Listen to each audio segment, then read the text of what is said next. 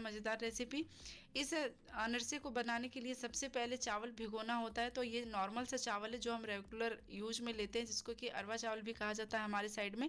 तो ये मैं यहाँ पे ले रही हूँ 3.5 कप। वजन से ये 700 ग्राम है और इसे हमें भिगोना है। तो सबसे पहले 3 से 4 बार अच्छे से पानी से धो लेंगे। उसके बाद इसमें हम इसके ऊपर से पानी डाल के इसे हम छोड़ देंगे भिगोने के लिए कम से कम 8 से 10 घंटे के लिए।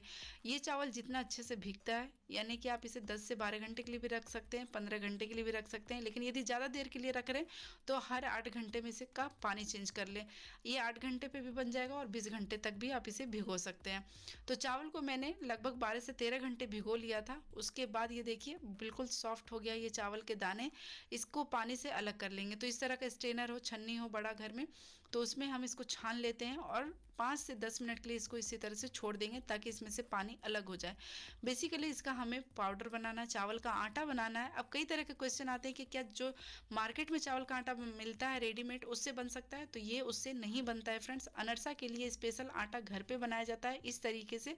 इसी का परफेक्ट अनरसा बन के तैयार होता है। मार्केट वाले में इंस्टेंट अनरसा बनता तो है, लेकिन जो टेस्ट और जो परफेक्शन आता है ना इसमें, वो अनरसा में नहीं आता है।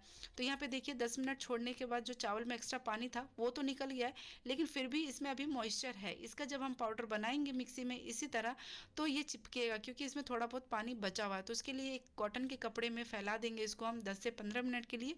पंखे के नीचे भी आप 5 मिनट रख ले तो जो चावल के ऊपर से जो पानी लगा हुआ है ना वो बिल्कुल अच्छे से सूख जाएगा। चावल को हमें नहीं सुखाना है, ज़्यादा देर तक इसे धूप में या पंखे के हवा में नहीं रखना है। सिर्फ 10 से 15 मिनट इसको हम छोड़ देंगे। जब इसका ऊपरी लेयर सूख जाएगा उस स्टेज पे हम लोग इसको मिक्सी के जार में डाल के इसका फाइन पाउडर बना के तैयार कर लेंगे। और जब चावल अच्छे से भीग जाता है ना, यानी 8 से 10 घंटे जब हम इसको भिगा लेते हैं तो बहुत ही अच्छा फाइन सा पाउडर बन के तैयार हो जाता है, बिल्कुल इस तरह से। तो यहाँ देखिए फ्रेंड्स चावल का आटा बिल्कुल तैयार है। इसे हम निकाल लेते हैं एक बड़े से बर्तन में। तो 3.5 कप हमने चावल लिया था, इससे लगभग हमें 7 से 8 कप चावल का आटा बनके तैयार हो जाएगा। तो यहाँ पे सारा चावल तो हमने पीस लिया है और ये बिल्कुल फाइन पीसा है। यदि आपको लगे ऐसा कि ये थोड़ा मोटा या दरदरा है तो आप इसे छान के भी यूज कर सकते हैं। अब इस चावल का आटे को हमें मेजर करना है, यानी कि नापना है, क्योंकि इसमें हम चीनी का जो पाउडर होता है वो ऐड करना होता है और वो उसी हिसाब से ऐड करेंगे जितना हमारा चावल का आटा है। तो जितना भी चावल का आटा होगा ठीक उसका आधा क्वांटिटी में हमें चीनी का पाउडर चाहिए होता था, यानी कि पाउडर शुगर चाहिए। तो यहाँ देखिए 3 कप, ये 4, 5, 6 और ये हमारा पूरा 6 कप ये चावल का आटा बनके तैयार हुआ है फ्रेंड्स। तो इसी के अकॉर्डिंग हम चीनी पीस लेंगे। तो यहाँ पे मैं लगभग 1.5 से पौने 2 कप चीनी पीस रही हूँ, जिससे हमें 3 कप पिसी हुई चीनी मिल जाएगी। तो 6 कप चावल के आटा के लिए हमें 3 कप पिसा हुआ चीनी चाहिए, ठीक उसका आधा क्वांटिटी में। ये बहुत ही परफेक्ट वाला रेशियो है फ्रेंड्स। चावल का आटा और चीनी में कितना भी आप चावल पीसें, बस चावल के आटा को आपको मेजर करना है और उसके अकॉर्डिंग हमें चीनी चाहिए, पिसा हुआ चीनी चाहिए। तो अब दोनों को अच्छे से हमें मिक्स करना है। सबसे जो मेन स्टेप होता है वो ये होता है, पाउडर शुगर और जो चावल का आटा होता है उसको हमें बहुत अच्छे से रब करके मिक्स करना होता है। इसको करने में आपको लगभग 4 से 5 मिनट का टाइम लग सकता है। और चीनी जैसे जैसे हाथों के गर्माहट से मेल्ट होती है ना, ये जो चावल का आटा है वो बाइंड होता जाता है और पूरी तरह से बाइंड नहीं हो पाता है। उसके लिए हम यहाँ पे दूध का यूज करेंगे। तो ये नॉर्मल सा दूध है, नॉर्मल टेम्परेचर का, यानी कि गर्म करके ठंडा किया हुआ दूध है। उसको हम बिल्कुल 2-2 चम्मच ऐड करेंगे एक साथ। बिल्कुल भी ज़्यादा दूध नहीं डालेंगे क्योंकि इसमें पिसा हुआ चीनी डाला हुआ है। यदि थोड़ा सा भी दूध ज़्यादा हो जाएगा तो ये जो डो है, हमारे चावल का आटा है, वो बिल्कुल लिक्विड बन जाएगा। तो 2 चम्मच हमने पहले डाला, अच्छे से उसको मिक्स करा, फिर से 2 चम्मच यहाँ दूध लिया है और इसको भी हम अच्छे से मिक्स करेंगे और इसका एक डो बना के तैयार करेंगे, सॉफ्ट वाला डो। बिल्कुल इसका डो कड़ा नहीं लगाएंगे।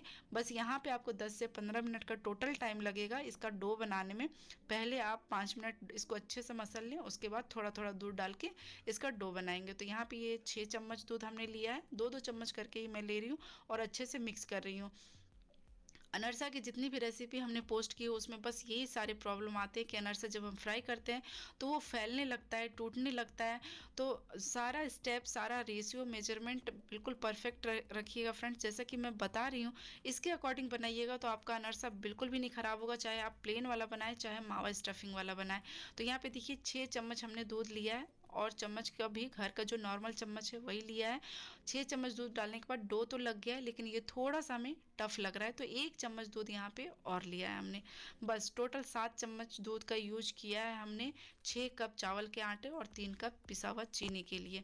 तो बस ये रेशियो आपको याद रखना है, आप कितना भी चावल ले लें बस उसको मेजर करके लें, किसी भी कप या कटोरी का यूज करें, लेकिन चीनी और चावल के आटे को मेजर करने के लिए सेम कटोरी या कप का मेजरमेंट लेंगे। यहाँ पे देखिए अच्छे से हमने सारी चीज़ों को मिक्स कर दिया है और जैसा हमें डो चाहिए था वैसा डो ये परफेक्टली तैयार है। अब इसे हमें ढक के छोड़ देना है कम से कम 2 घंटे के लिए। 2 घंटे के बाद ये अच्छे से सॉफ्ट हो जाता है। आप ज़्यादा से ज़्यादा इसे 5 घंटे भी छोड़ सकते हैं, और सर्दी का दिन हुआ तो आप 8 से 10 घंटे भी इसे छोड़ सकते हैं। ये जितना ज़्यादा फूलता है उतना ही ज़्यादा परफेक्ट अनरसा बनता है। लेकिन आप इसे 2 घंटे के बाद भी बना सकते हैं, लेकिन तुरंत ना बनाएं। यदि आप चावल और चीनी मिक्स किए और तुरंत फ्राई करने जाएंगे तो वहां पे अनरसा टूटने लग जाता है, इस बात का ध्यान रखेंगे। तो ये देखिए ये बिल्कुल सॉफ्ट सा डो बन रहा है यहाँ पे। अब इस हम स्टफिंग वाला आज बना रहे हैं, तो यहाँ पे हमने मावा ले लिया है 250 ग्राम। मावा को अच्छे से हम भून लेंगे, यदि कच्चा मावा है तो उसको अच्छे से भून ले, पूरी तरह से ठंडा कर ले। और यहाँ ऊपर में कोट करने के लिए हमने सफ़ेद तिल का यूज कर रही हूँ। तो ये सफ़ेद वाला तिल आसानी से कहीं भी मिल जाता है। तो हमारा सारा तैयारी हो चुका है। अब इसमें से छोटे छोटे बॉल्स हम लेंगे और इसके बीच में हम स्टफ करेंगे मावा का।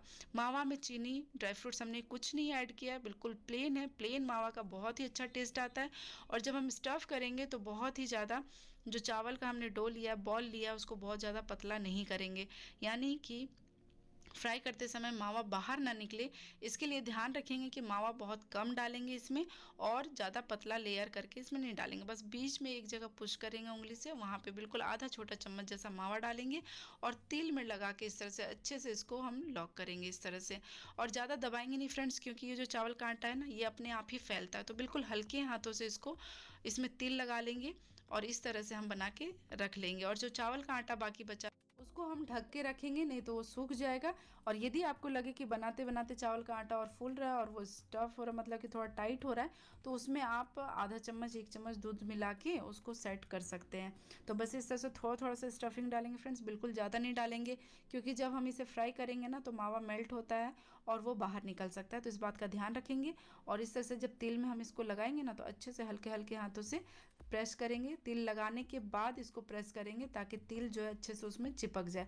कई लोगों का कमेंट्स आता है कि तिल भी हमारा निकल रहा है और अनरसा भी हमारा फैल रहा है। अनरसा फैलने का 2-3 कारण हो सकता है। एक तो चावल अच्छे से भिगोया ना हो, दूसरा कि चीनी की क्वांटिटी ज़्यादा हो जाती है, और तीसरा कि इसको चीनी मिक्स करने के बाद आप इसमें रेस्टिंग टाइम नहीं देते हैं। तो ये सब थोड़े थोड़े छोटे छोटे कारण होते हैं जिससे कि हमारा अनरसा ख़राब होता है। तो इन सारी बातों का ध्यान रखेंगे तो आपका भी अनरसा जो है बिल्कुल परफेक्ट बनेगा। तो यहाँ पे मैंने आधा अनरसा तैयार कर लिया। इसको फ्राई करने के लिए हमें मीडियम गर्म तेल चाहिए, फ्लेम भी हमें लो टू मीडियम पे चाहिए। थोड़ा सा हम डो डाल के चेक कर लेंगे। ये देखिए बिल्कुल परफेक्ट है। जैसे हम अनरसा डालेंगे अच्छे से बड़े बड़े वाले बबल्स आना चाहिए। बिल्कुल तेल ठंडा नहीं होना चाहिए, नहीं तो धीरे धीरे ये गर्म होगा तो फिर ये फटने लग जाएगा, और बहुत ज़्यादा तेल गर्म भी रहेगा तो भी ये फट जाएगा। इसलिए फ्लेम का भी खास ध्यान रखना है। अब डालने के बाद अनरसा को बिल्कुल भी 2 मिनट हम टच नहीं करेंगे। अनरसा अपने आप पकने के बाद तेल के ऊपर तैर के आएगा और ये ऊपरी लेयर इसका सीखने लग जाएगा। अनरसा का जो ट्रेडिशनल तरीके से बनता है उसको पलटा नहीं जाता, एक साइड से उसको पकाते हैं, और तेल भी इतना क्वांटिटी में लेना है कि अनरसा अच्छे से उसमें डूबे रहे। ऊपर से हम इस तरह से तेल डालेंगे और अनरसा को पकाएंगे, इससे बहुत ही सुंदर सा इसमें कलर आ जाता है। तो इसको हमें पलट के पकाने की बिल्कुल भी ज़रूरत नहीं है। और ये देखिए फ्रेंड्स बहुत ही प्यारे प्यारे और बहुत ही ज़्यादा टेस्टी वाले अनरसा बन के तैयार हुए। ये नहीं ना कहीं टूटे हैं ना कहीं फटे हैं और ना ही किसी में से मावा बाहर आया है। तो जिन जिन बातों का मैंने ध्यान रखने के लिए कहा है उन बातों का ध्यान रख के यदि आप इस रेसिपी को ट्राई करते हैं तो बिल्कुल आपका भी अनरसा परफेक्टली बन के तैयार हो जाएगा। अब एक अनरसा मैं आपको बिल्कुल पास से दिखा रही हूँ और इसको तोड़ के दिखा रही हूँ। ये ऊपर से जितना ही ज़्यादा क्रिस्पी होता है अंदर से उतना ही ज़्यादा सॉफ्ट होता है और टेस्टी होता है, माउथ मेल्टिंग होता है। ये देखिए, तो इमेजिन कीजिए फ्रेंड्स अंदर में मावा की फीलिंग है, बहुत ज़्यादा टेस्टी बनती है। तो इस रेसिपी को ट्राई कीजिए और आप अपना कीमती फीडबैक हमसे ज़रूर शेयर कीजिए। वीडियो